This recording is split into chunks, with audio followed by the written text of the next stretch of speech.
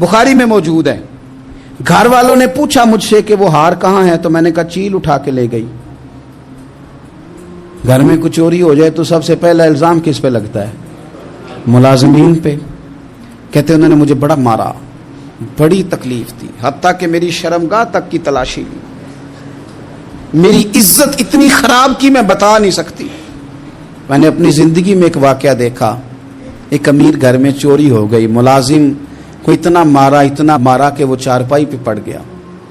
Police والوں سے اتنی مار پروائی گئی کہ وہ بیچارہ چارپائی پہ پڑ گیا, اور پھر وہ اتنا بیمار ہوا, اور کچھ دنوں کے بعد پتہ چل گیا کہ چور تو اپنا بیٹا ہے ان کا.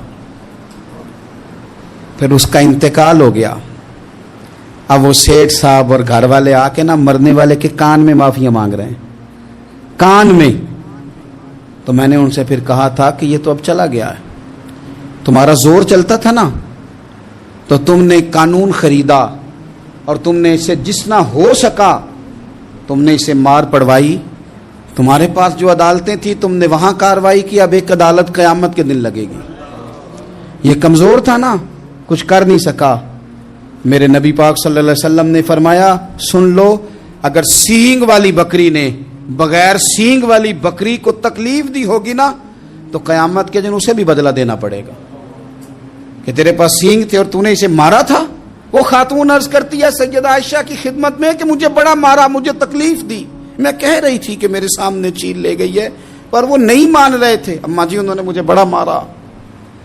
حضرت عائشہ صدیقہ کہتی ہیں پھر کیا ہوا؟ کہنے لگی اماں جی جب کوئی میرا مددگار نہ رہا, مجھے تکلیف دے رہے تھے, رسوا کر رہے تھے, تو میں نے اپنے رب سے مدد چاہی, میرے رب کی طرف میں نے توجہ کی. میں نے کہا مالک اب تو ہی میرا مددگار ہے.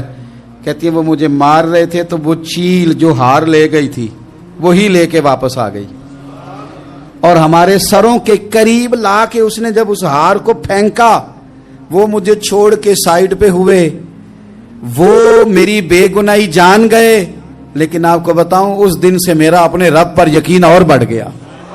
مجھے سمجھ آ گئی کہ جب انسان پورا ٹوٹ جاتا ہے اور جب کوئی چاروں جانب اس کا مددگار نہیں ہوتا تو رب تو ہوتا ہے نا, اللہ تو اس کا مددگار ہوتا ہے نا, وہ تو پھر اپنے اس بندے کی مدد کرتا ہے نا, پھر وہ تو توانائی دیتا ہے نا, وہ تنہا نہیں چھوڑتا, وہ تو آنسوؤں والوں کے آنسوؤں پہ بڑا کرم فرماتا ہے, وہ تو قسم پرسی میں آ جاتا ہے, اس کی رحمت بڑھ کے استقبال کر لیتی.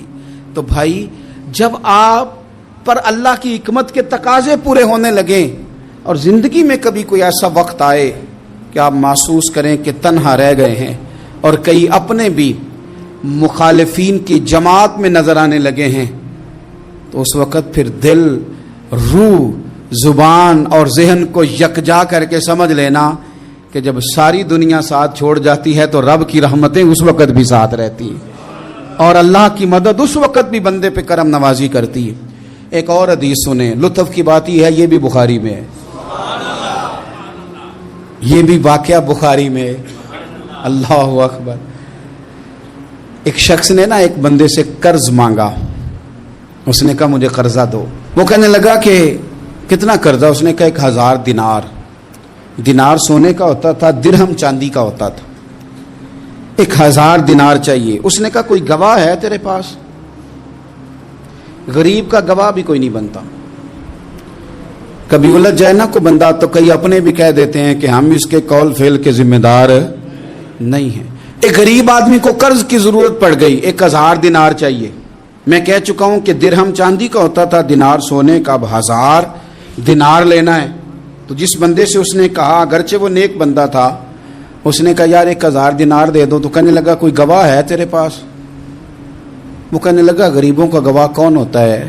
ہاں ایک گواہ ہے. کہا کون؟ کہا میرا رب, وہ تیرے اور میرے بیچ گواہ ہے. اس نے کہا کوئی کفیل, اگر تو پیسے نہ دے سکے تو وہ بعد میں دے دے, یا تجھے کچھ ہو جائے تو وہ دے دے. اس نے کہا کفیل بھی میرا اللہ ہی ہے, میرے پاس اگر ہے تو رب کریم کا نام ہے, اگر اعتماد کر سکتا ہے تو کر لے. بندہ نیک تھا, اس نے کہا رب کے نام پہ, رب کی کفالت پہ, اللہ کو گواہ بنا کے میں تیار ہوں تجھے 1000 دینے کو. اس نے 1000 دینار دے دیا. وقت واپسی کا طے ہو گیا, وہ چلا گیا پیسے لے کے. اس نے پوری محنت کی کہ میں نے وقت پہ پیسے لوٹانے. पूरी मेहनत भी कर ली, अल्लाह ने मदद भी कर दी, पैसे भी उस तारीख को उसे मिल गए, बाद लोगों का तो लौटाने का दिल ही नहीं ना होता। फरमाया हदीस पाक में कि तू लौटाने का इरादा कर, रब तेरी मदद भी फरमाएगा। लेकिन यहाँ बहुत सारे लोग कहते हैं खैर है, इरादा ही नहीं, तो फिर जिस तरह का बंदे का गुमान हो रब भी उसी तरह का मामला फरमाता है। उसने पैसे जमा भी कर लिए और वापस देने को तैयार भी हो गया, लेकिन रास्ता बहरी जहाज का था, कश्ती का था, दरिया के रास्ते वापस आना था। अब वो जब आ गया दरिया के किनारे तो बड़ी कोशिश की, पर वहां उसे कोई कश्ती नहीं मिली। वक्त पे पैसे लौटाने हैं, सफर करना है, अब सवारी मुयस्सर नहीं है। सोच सोच के परेशान था कि मैंने तो अल्लाह के नाम पे लिए। अचानक दिल में एक तजवीज़ आई, उसने एक लकड़ी ली, लकड़ी को अंदर से खोला, 1000 दिनार उसमें भरा, बुखारी पढ़ रहा हूँ, और साथ एक खत भी लिखा कि यार मैं पैसे पहुंचाना चाहता था पर मुझे कोई चीज़ नहीं मिली, दरिया के उस पार आने, अल्लाह के नाम पर तेरी तरफ रवाना कर रहा हूँ। और ये कह के वो लकड़ी दरिया में रख दी, वो लकड़ी डूब गई है, वापस आ गया। वो जिसने पैसे लेने थे वो ऐन मुकर्ररा वक्त पर दरिया किनारे आया। सुबह से सरे शाम तक उसने इंतज़ार किया, दिल ढलने लगा तो दिल में ख्याल आ गया कि यार नहीं, उसने देने ही नहीं, झूठा वादा कर गया, पहुंचा ही नहीं वक्त पे। अब जब वापस लौटने लगा तो अचानक दरिया में एक लकड़ी तैरती हुई दिखाई दी। कहने लगा ले जाता हूँ, शाम को रोटियां पकाने के काम आएगी, ईंधन बना के जला लूंगा, हंडिया पक जाएगी। लकड़ी उठा के जलाने के लिए घर लाया, गुमान था कि वो नहीं आया वादा करके, अल्लाह को कफील और वकील बना के और गवाह बना के फिर भी नहीं आया।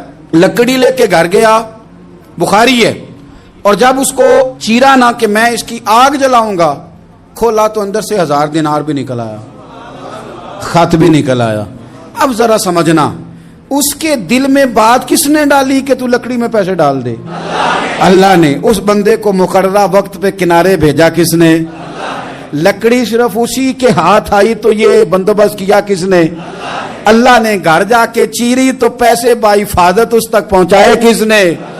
तो फिर हमें भी तवज्जो अल्लाह की जानिब भी करनी चाहिए, हमारे पे दिल की तवज्जो रब की तरफ ही होनी चाहिए ना। हमें इधर उधर जाने की, देखने की, बंदों पर गौर करने की जरूरत क्या है? वो पैसे पहुंच गए, ये वहां अपनी जगह पे परेशान था, इसने 1000 दिनार और जमा किया। फिर दोबारा एक दिन दरिया किनारे आया, कश्ती मिल गई, बैठ के अपने उस भाई के पास आया, कहने लगा देखना मुझ पर बदगुमान ना होना, पैसे उस तारीख को भी जमा कर लिए थे, दरिया पे आया था पर कश्ती नहीं मिली थी, फिर मैंने ना लकड़ी में डाल के, खत डाल के तेरी तरफ भेज भी दिए थे, लेकिन आज मैं फिर लेके आ गया हूं। वो कहने लगा खुश हो जा, जिस रब को तूने मेरा और अपना गवाह बनाया था उस रब ने मेरे तक पहुंचा भी दिए हैं। जब लोग अल्लाह को गवाह बनाते हैं, रब की जानिब अपनी तवज्जो करते हैं, अपनी चाहतों, ख्वाहिशात और अपनी सारी चिट्ठियां अपने रब करीम की रहमत की तरफ रवाना करते हैं, फिर अल्लाह अपने बंदों को मायूस नहीं करता, अल्लाह अपने बंदों को नवाज देता है। अल्लाह तबारक व तआला अपने बंदों पे करम नवाजी करता। ओ संगियो, सारी उम्मीदें सेठों, नवाबों, दुनियादारों से क्यों वाबस्ता करते हो? सारी तवज्जुहात का मरकज क्यों उन लोगों को बनाते हो जो तुम्हें दुनिया में मजबूत नजर आते हैं? अपनी तवज्जुहात का मरकज अपने खुदा को बनाइए, अपने मालिक की जानिब अपनी सारी ख्वाहिशात का रुख फेर दीजिए, अपनी तवज्जुहात अपने रब की जानिब कर लीजिए। वो अपने बंदों पे बड़ी करम नवाजी फरमाता है, वो इज्जतों का भी मुहाफिज है, वो परेशानियों में करम नवाजियां फरमाने वाला है, वो साथ देने वाला है, वो उसकी रहमत करीब आके बंदे को सहारा देती है, वो अपने फजल से अपने बंदों की हर मुश्किल में दस्तगिरी फरमाता है। इस यहाँ से कभी हमने किनारा न किया और तूने भी तो दिल आजुर्दा हमारा न किया, हमने तो जहन्नम की बहुत की तदबीर पर मौला तेरी रहमत ने गवारा न किया। अदल करें ते थर थर कंबन उच्चियां शाना वाले, तजे तू फजल करें ते बख्शे जावन मेरे जय मुंह काले। आखिर दावाया अनिल हम्दुलिल्लाहि रब्बिल आलमीन।